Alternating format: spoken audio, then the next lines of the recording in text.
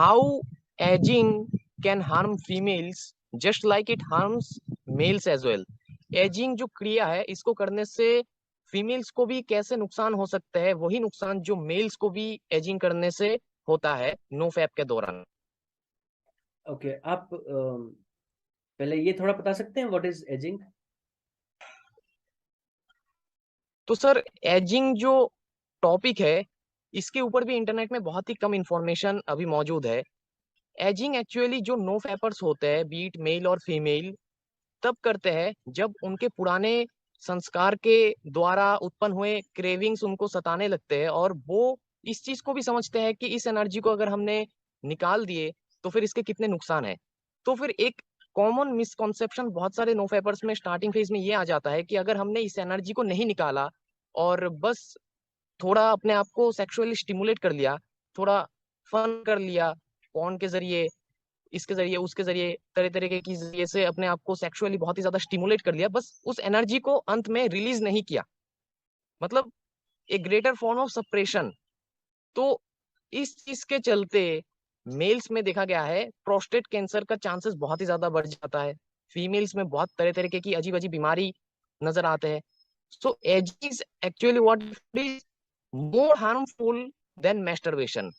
तो sir ageing जो है ये जिस तरीके से मेल्स को हार्म करता है, नुकसान पहुंचाता है, ठीक उसी तरीके से जो फीमेल नो फैप के दौरान गलती से एजिंग के प्रोसेस में चले जाते हैं कुछ क्षण भर के डोपामिन के लिए, थोड़ा दिमाग में मतलब डिप्रेशन या फिर जो नो फैप के दौरान थोड़ा बहुत है कि मतलब पीरियड चलते हैं जहाँ पे डिप्रेशन होता है, इतना ज्यादा पहले के जैसा डोपामिन नहीं मिलता है दिमाग को, उस टाइम में डोपामिन की क्रेविंग में आके इस चीज में जो फीमेल्स भी फंस जाते हैं एजिंग के इस दलदल में, तो उनको मेल्स के जैसा कैसे नुकसान हो सकते हैं सर एजिंग से, इस एजिंग के प्रोसेस से।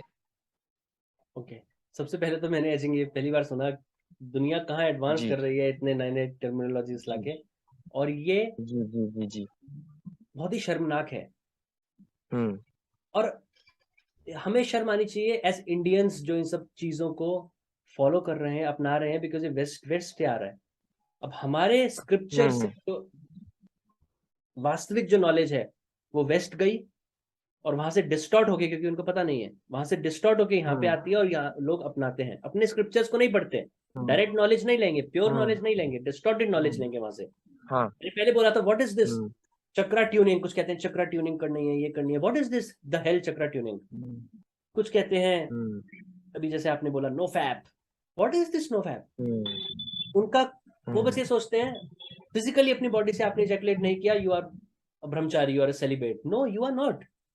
वो आपकी फिजिकल बॉडी से नहीं हम्म निकल रहा, पर वो अंदर मधानी चल चुकी है, वो हम्म ओजस से वो ग्रॉस फॉर्म में आ चुका है अंदर। बिकॉज जब भी आपके माइंड में कोई थॉट आया, जब भी अंदर कुछ एक्साइटमेंट हम्म हुआ, काम खत्म।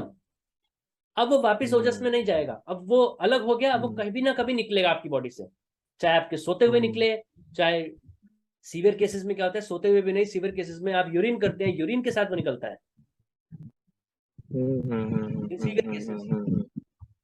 ये आजकल के यूथ का पिटिएबल स्टेट है। तो अब आप उसके ऊपर एक स्टेप और बोल रहे हैं कि ओके, मैंने क्या बोला, मैंने हेड्स और टेल्स दोनों आपका नहीं हो सकता। यूनिवर्स के लॉ में, यूनिवर्स का लॉ कोई ऐसा नहीं है किसी गवर्नमेंट ने कोई टैक्स लॉ बना दिया, उसमें कोई लूप होल हो, सीए से पूछ के उस लूप होल को यूज करके आपने टैक्स बचा लिया, मतलब पैसे भी कमा लिए, टैक्स भी बचा लिया। नहीं, नेचर का जो लॉ है इट्स फुल प्रूफ। या इस नाव में सवार हो या इस नाव में सवार हो, जैसे मैंने कहा, दोनों नाव में आपके पैर नहीं आ सकते। दोनों नाव में पैर रखोगे तो you will and up nowhere. तो या तो अपने माइंड में पूरी प्योरिटी लाके इस चीज को ऊपर उठाओ, अपनी कॉन्शियसनेस को ऊपर उठाओ, अपनी चेतना को ऊपर उठाओ, ट्रांसम्यूट करो, या फिर अपने आप को इस चीज में इंडल्ज करो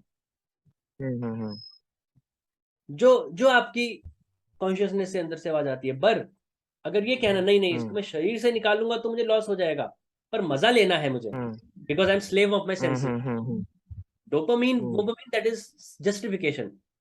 जैसे एक शराबी कहता है हम्म ना, थोड़ा सा पी लेता हूँ, इट्स लाइक मेडिसिन। नहीं, द डोपामीन, हम्म ये सब दैट हम्म इज बीएस। ये बोलो हम्म कि नहीं, मैं निकालना नहीं चाहता, पर मैंने अपनी सेंसेस के सामने, अपनी इंद्रियों के सामने हाथ खड़े कर दिए हैं, मुझे वो सुख भी चाहिए, तो दोनों चीज नहीं मिलेगी। हम्म एक बार वो आपकी बॉडी से निकल गया, ट्रू अलग ट्रू हो ट्रू गया, बिकॉज आपने पॉन देखा है, जो भी किया, वो हम्म एक्साइटमेंट हुआ, वो मधानी चल गई, वो आपका हम्म मक्खन अलग हो गया। अब अगर आप उसको हम्म नहीं निकालोगे, या तो वो निकल जाएगा।